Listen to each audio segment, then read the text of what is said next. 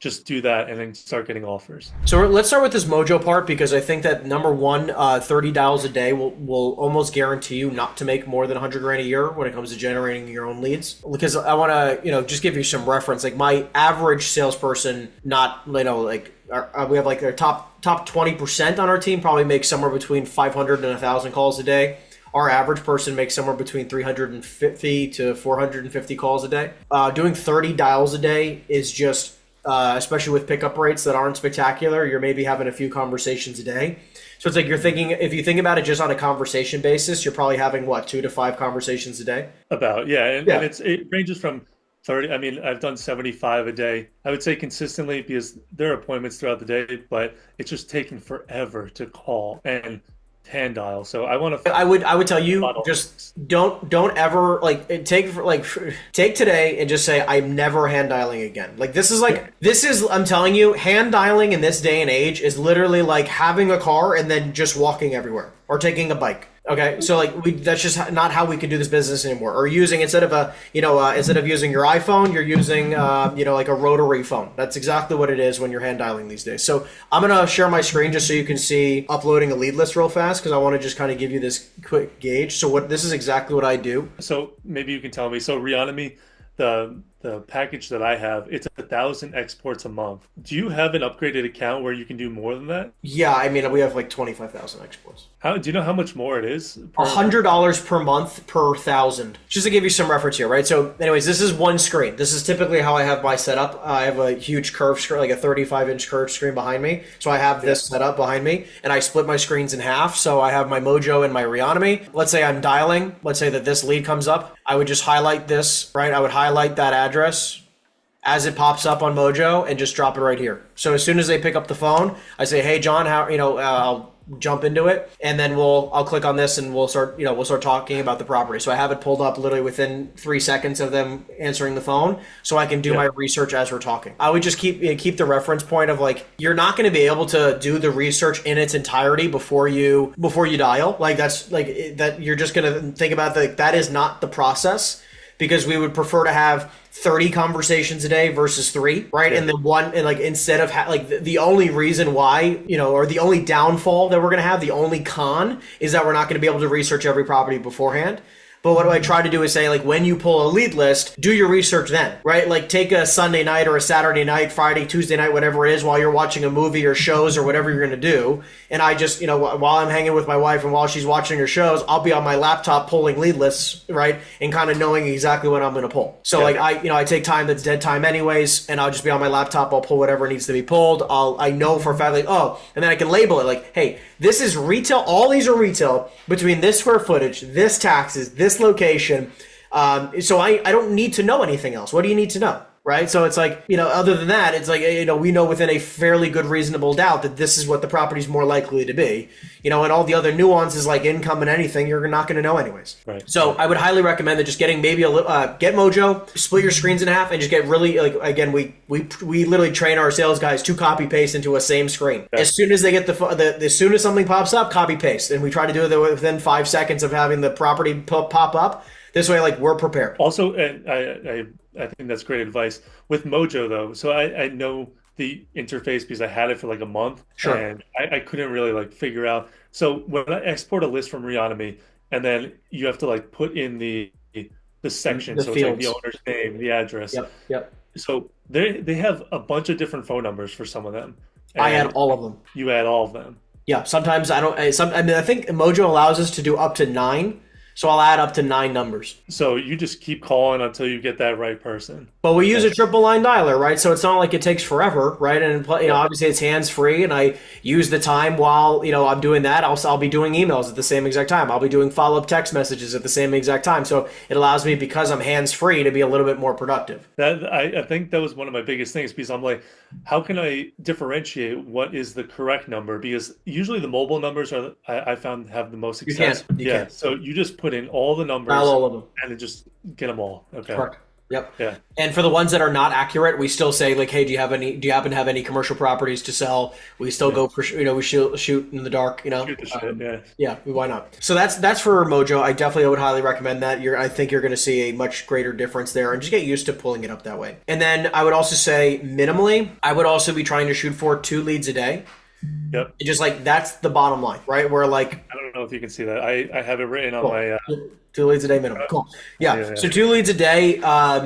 And we like to write 2 leads a day, 1 offer a day. Those are our minimum metrics at our office. So it's like, because sometimes some guys, they'll be dialing for 600 dials and they'd only get 1 lead. I can respect the 600 dials, and it's like, it's about averages, right? So if hypothetically yesterday you had 1, today or the next day you got to get 3, right? Like you just have to have an average of 2 leads a day. In regards to getting offers, I think this is a big shift that we do. Not a lot of corporate models do this for commercial real estate, but this also allows us to, I think, speed up the process. 2 things. 1, instead of you getting trying to, you have that seller who does not want to sign documents and they're pushing you off. Yeah, I'll sign it. Or I don't know if I want to sign something, right? They're kind of really hesitant. I had that today. Yeah. So we do a couple things. 1, we always float it around beforehand, no matter what. Even if they do not give us agreements to get a commission, we'll always float it to our VIPs right away. So we have like 3 or 5 VIPs in every asset class that we know like are ready to buy.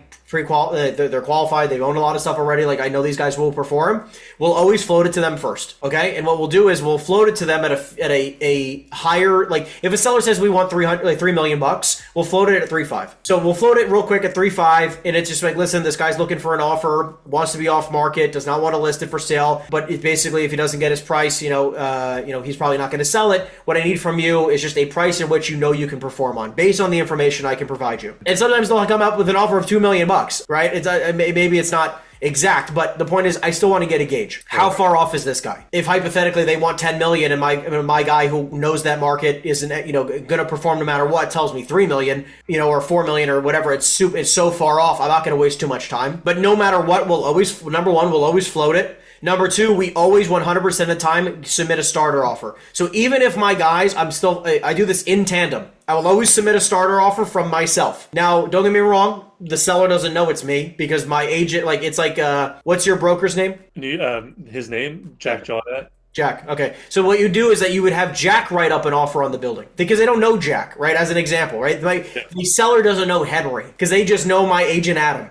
Okay. Yeah. So Adam, as an example, or my agent would write up the offer in my name. I'm the buyer. What happens now is that I'm submitting an offer because I already know where the property's going to trade. I just submit it at 20 or 30% less than where I know it's going to trade. Now, within 24 hours of me speaking to this seller, and they're not willing to sign a commission agreement, they're not willing to sign exclusive rights to sell, all this type of stuff, we've already submitted 2 to 3 offers. Like, we are speeding up that process to basically condense the time frame in which the seller has any thoughts in regards to pricing. Because I want to know how much time we should be spending on this deal. So we do those 2 things. And then to lock somebody down at any price, essentially here's the plan. You're touring a property. My word track essentially is, listen, like let's say, Adam, you're my buyer. Be like, Adam, based on what you saw today, where do you feel like the property makes the most sense at? Based on what you've seen today, at what price can you make sense of buying this property? Based on what you've seen today, if you had to make an offer at any price in which you knew you would perform at, regardless of what the seller wants today, what price would that be? Because having 0 offers is not an option. Right. If someone's touring my property, I need an offer, right? And I will set the expectation up front as well that's saying, like, listen, John, I don't mind showing you the property. I just want to give you 2 pieces of expectation from the seller and from myself, if you don't mind. 1, every single time we tour a property, I need an offer from you. I don't care what price it is. I just need an offer. I don't care what contingencies are in it. I don't care what terms. I don't care anything. I just need to have some type of offer in writing from you so I can present it to the seller if you come tour the property. Is that fair? Because if you're not willing to write up an offer at any price, I don't think it makes sense for you to tour this property. Right. Now, don't get me wrong. I don't care if it's $1, right? Like, if you don't want it, I don't care if it's $1. I really don't care.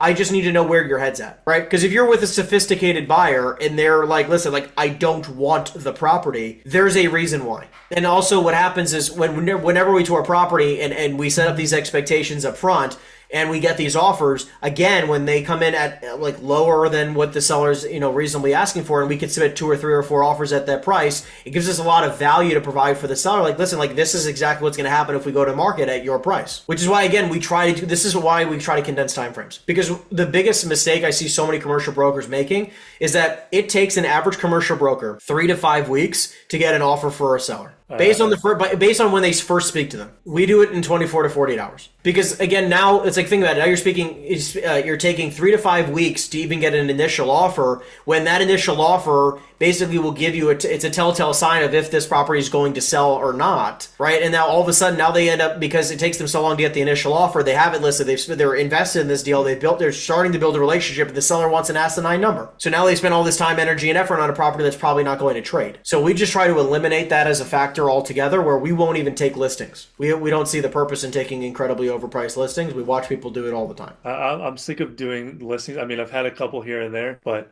as you said, they are usually overpriced. They usually sit, and we have people come and tour it.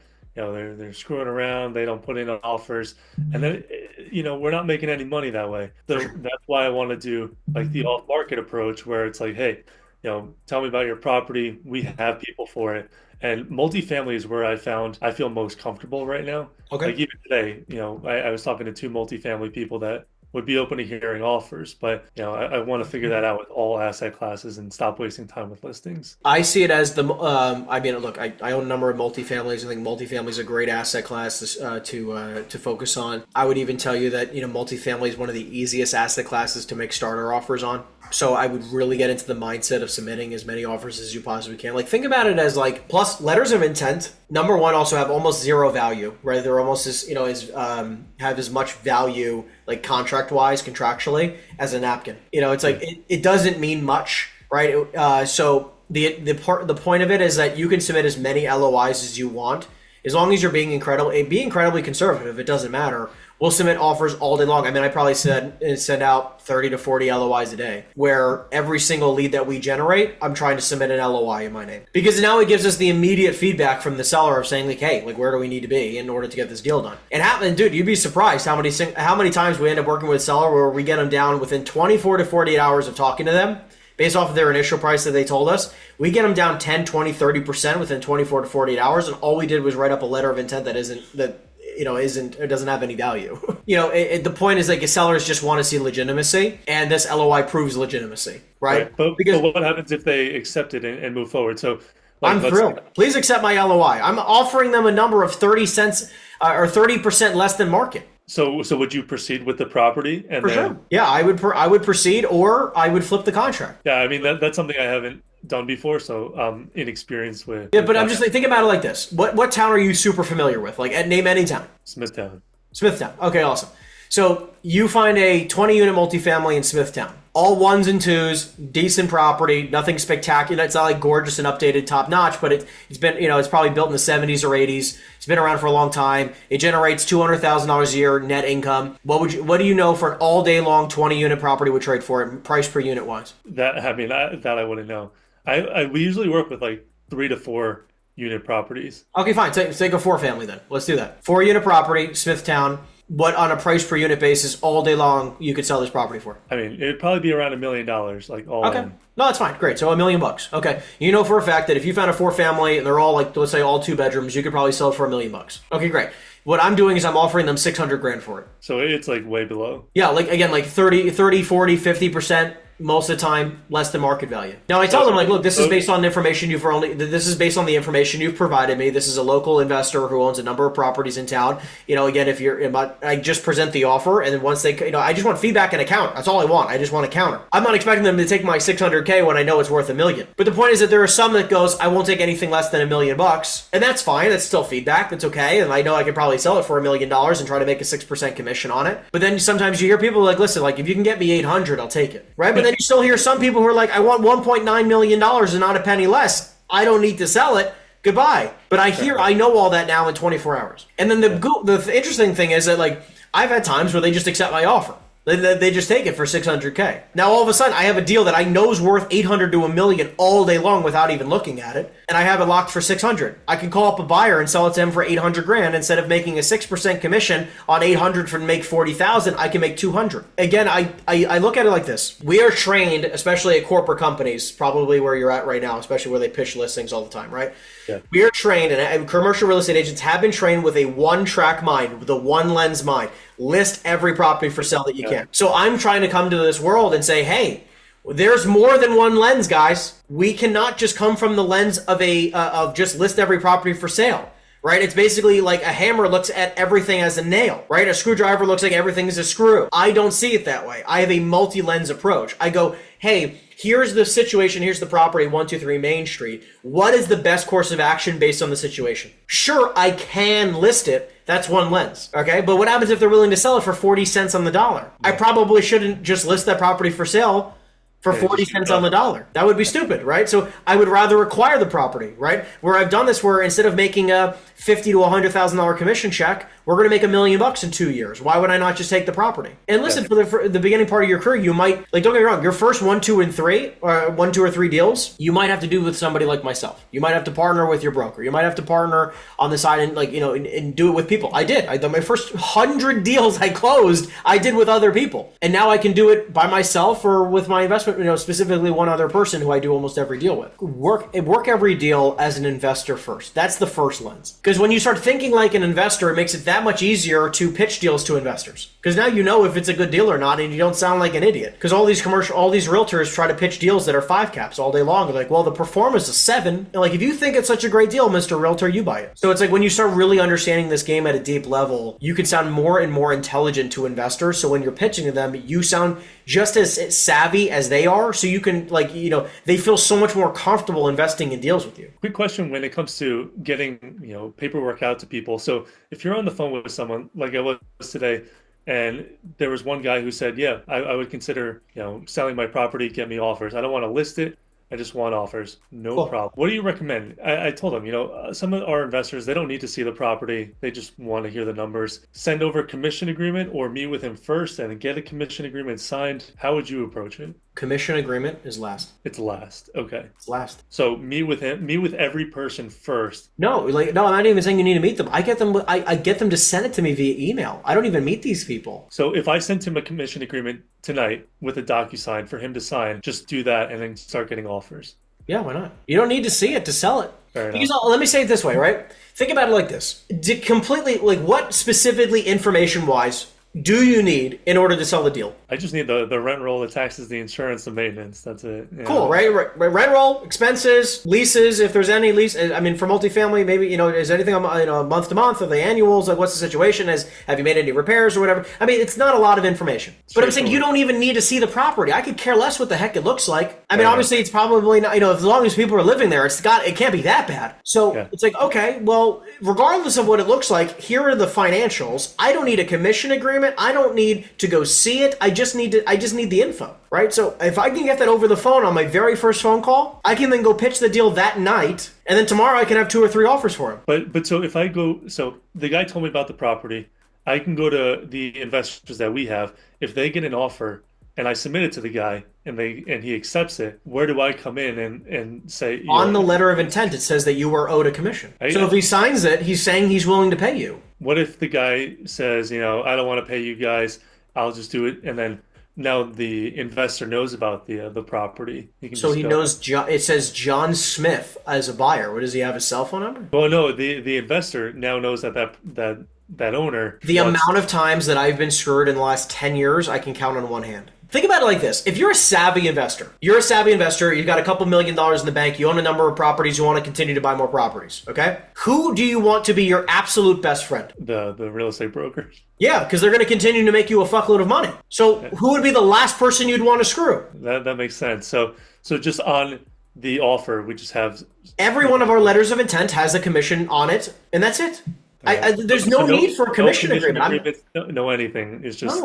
No. Yeah. There's no reason because what happens is that, think about it like this. Think about it like this. You own a property which you're open to selling. Okay? You've owned it for a number of years. You're tired of handling it, and you get cold called every week by real estate agents saying, would you be open to selling it? Which you are, okay? You're open to selling it, but every one of them keeps saying, listed for sale, listed for sale, listed for sale, listed for sale, sign this document, sign this document, sign this document. And then you finally get a realtor who goes, hey, I know you get 1,000 phone calls. Just, if you can give me a little bit of information, I got a serious guy who needs to sell the property. You give the same information to every broker. You don't mind give out some information because they give out, let's say you give it out to everybody, but you just don't want to sign anything. Great. Based on the information you provided me, I'm going to go to my buyers. I'm going to submit you 2 offers by tomorrow. It's more streamlined, and it's more streamlined.